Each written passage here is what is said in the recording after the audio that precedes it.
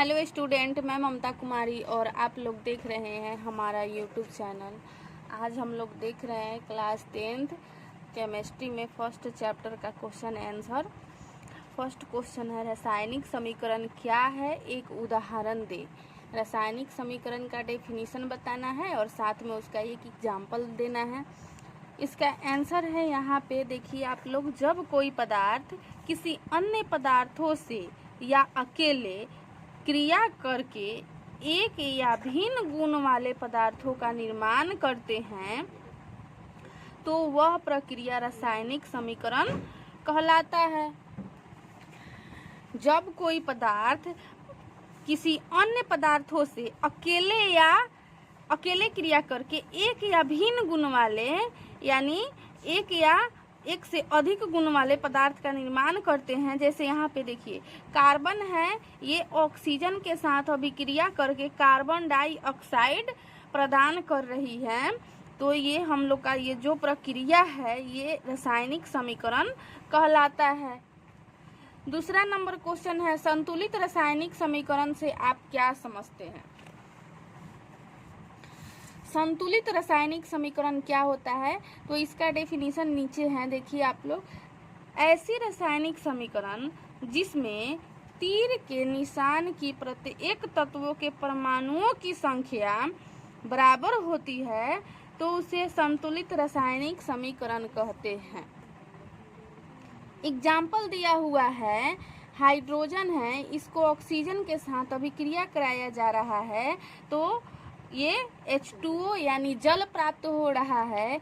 इसमें संतुलित क्या है, तो चलिए हम लोग देखते हैं। देखिए इसमें हाइड्रोजन कितने हैं, 4 हैं। तीर के इस साइड का भाग और तीर के इस साइड का भाग यानी तीर के LHS और तीर के RHS साइड का भाग, ये दोनों भाग में जो भी तत्व हैं वो दोनों का सेम वैल्यू हो। यानी हाइड्रोजन इधर 4 है तो यहाँ पे भी हाइड्रोजन 4 है, ऑक्सीजन 2 है तो यहाँ पे भी ऑक्सीजन 2 है, यानी तत्वों की संख्या इक्वल हो तो उसे संतुलित रासायनिक समीकरण कहते हैं। जैसे यहाँ पे हम बता दे रहे हैं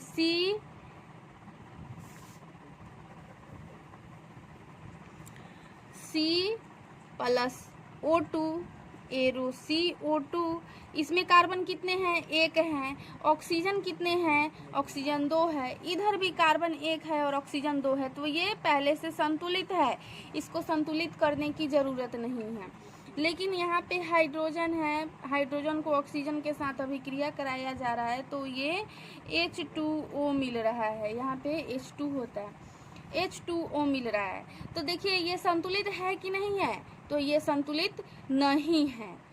कैसे नहीं है, हाइड्रोजन इसमें 2 है, ऑक्सीजन 2 है, तीर के LHS साइड में है, ये इसको आपस में अभिक्रिया कराया जा रहा है तो यहाँ पे हाइड्रोजन 2 मिल रहा है, ऑक्सीजन 1 मिल रहा है, तो ये संतुलित नहीं है। यहाँ पे भी ऑक्सीजन 2 होना चाहिए, तो यहाँ पे हम 2 से मल्टीप्लाई कर देंगे ऑक्सीजन में, यानी H2O में हम 2 से मल्टीप्लाई कर देते हैं तो हाइड्रोजन 4 हो जाएगा और ऑक्सीजन 2 हो जाएगा। लेकिन यहाँ पे तो हाइड्रोजन 2 ही है तो इधर भी हम 2 से मल्टीप्लाई कर देंगे तो हाइड्रोजन 4 हो गया, ऑक्सीजन 2 हो गया, यहाँ पे भी हाइड्रोजन 4 और ऑक्सीजन 2, ये हमारा समीकरण संतुलित हो गया।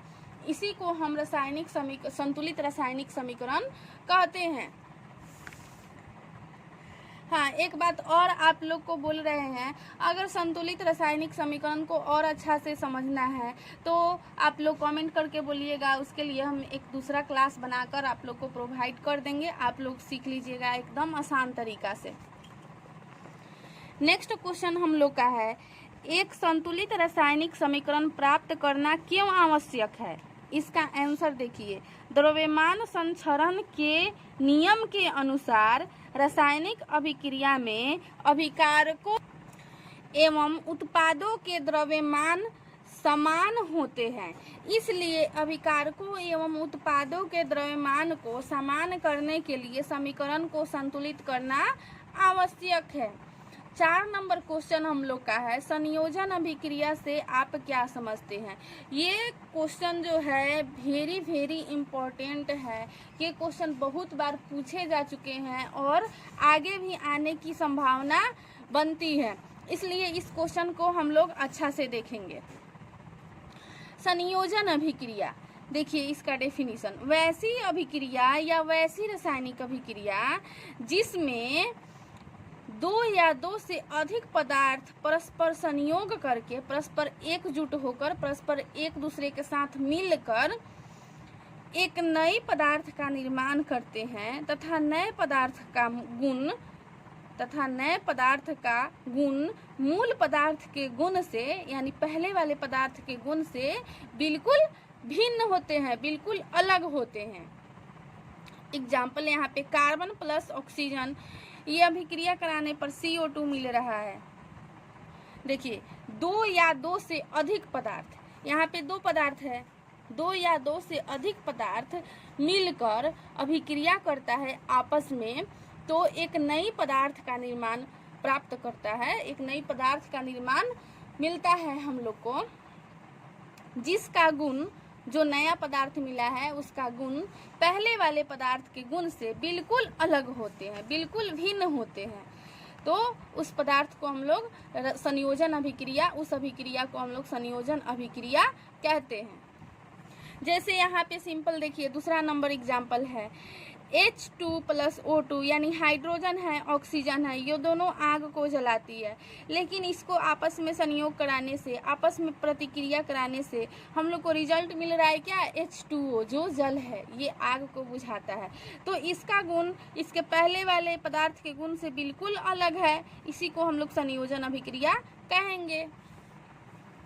5 नंबर क्वेश्चन है हम लोग का, वियोजन या अपघटन अभिक्रिया क्या है। इसके 2 उदाहरण देना है हम लोग को। वियोजन या अपघटन अभिक्रिया, ये भी क्वेश्चन बहुत बार पूछा जा चुका है एग्जाम में, तो इसको भी हम लोग देखेंगे। संयोजन या वियोजन अभिक्रिया, संयोजन या वियोजन अभिक्रिया में अंतर, ये सब पूछा जा चुका है BSEB क्लास 10th के एग्जाम में। वैसी रासायनिक अभिक्रिया जिसमें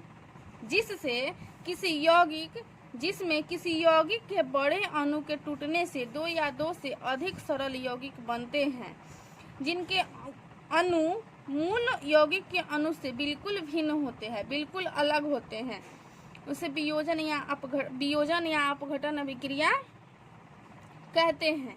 एग्जाम्पल CaCO3, ये क्या है, संगमरमर का फॉर्मूला है, इसको हम लोग इसको हम लोग अभिक्रिया कराएंगे, इसको तोड़ेंगे तो ये CaO + CO2, इस 2 तत्वों में ये टूटता है, 2 पदार्थ में ये टूटता है, CaO मिल रहा है और यहाँ पे CO2 मिल रहा है।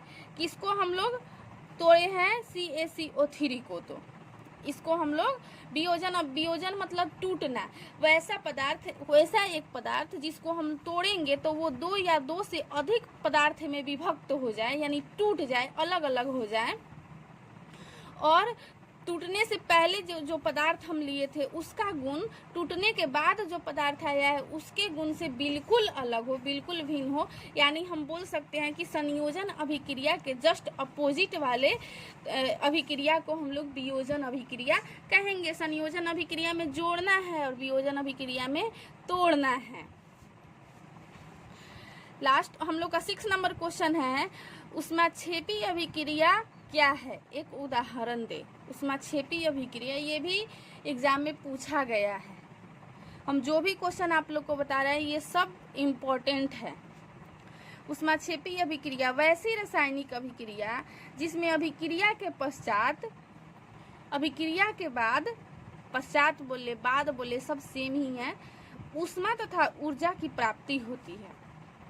वैसी रासायनिक अभिक्रिया जिसमें अभिक्रिया के बाद ऊष्मा और ऊर्जा मिले उसे हम लोग ऊष्माक्षेपी अभिक्रिया कहते। इसका एग्जाम्पल है CO2 को हम लोग C+O2 AeroCO2 और साथ में क्या मिल रहा है, ऊष्मा और ऊर्जा मिले जिस अभिक्रिया में वो ऊष्माक्षेपी अभिक्रिया होगी। एग्जाम्पल में एग्जाम में ऑब्जेक्टिव क्वेश्चन में पूछे जाते हैं कि ऊष्माक्षेपी ये दे दिया जाएगा, ये इक्वेशन दे दिया जाएगा, पूछा जाएगा ये ऊष्माक्षेपीय अभिक्रिया है, ऊष्माशोषी अभिक्रिया है, संयोजन अभिक्रिया है, वियोजन अभिक्रिया, ये 4 ऑप्शन दे दिया जाएगा।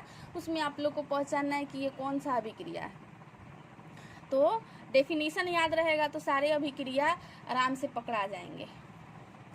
नेक्स्ट क्वेश्चन है हम लोग का ऊष्माशोषी अभिक्रिया क्या है, इसका भी एक उदाहरण देना है।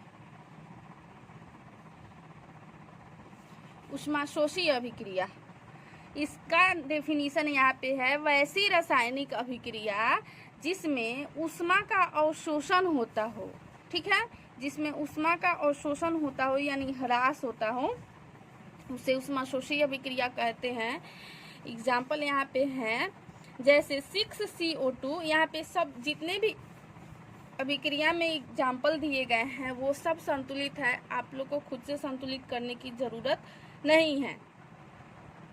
6CO2 प्लस 6H2O, इसको सूर्य के प्रकाश और क्लोरोफिल की उपस्थिति में अभिक्रिया कराएंगे तो ये हम लोग को C6H12O6 प्लस ऊष्मा प्राप्त हो रहा है। ये क्या है, ऊष्माशोषी अभिक्रिया है, इसमें ऊष्मा का अवशोषण हो रहा है। इसको हम लोग एरो को नीचे से दिखा सकते हैं जिसमें ऊष्मा का अवशोषण होता है। जैसे हम यहाँ पे फ्रेश आप लोग को लिख के बता दे रहे हैं, CO2 प्लस H2O एरो सूर्य का प्रकाश या क्लोरोफिल की उपस्थिति में इसको हम लोग रिएक्शन कराएंगे तो C6H12O6 प्लस ऊष्मा, और ये ऊष्मा ह्रास हो रहा है यानी अवशोषण हो रहा है, तो इसका एग्जाम्पल ये हो जाएगा। आप लोग को एक बार और बोल देते हैं, अगर आप लोग को समीकरण संतुलित करना सीखना है तो प्लीज़ आप लोग कमेंट करके बोलिएगा, उसके लिए अलग से हम एक वीडियो प्रोवाइड कर देंगे बना के, जिसमें बहुत आसान तरीक़ा से समीकरण को संतुलित करना सिखा देंगे और आप लोग सीख लीजिएगा एकदम आसानी से। और मेरे चैनल को लाइक शेयर एंड सब्सक्राइब ज़रूर कीजिएगा। Thank you so much.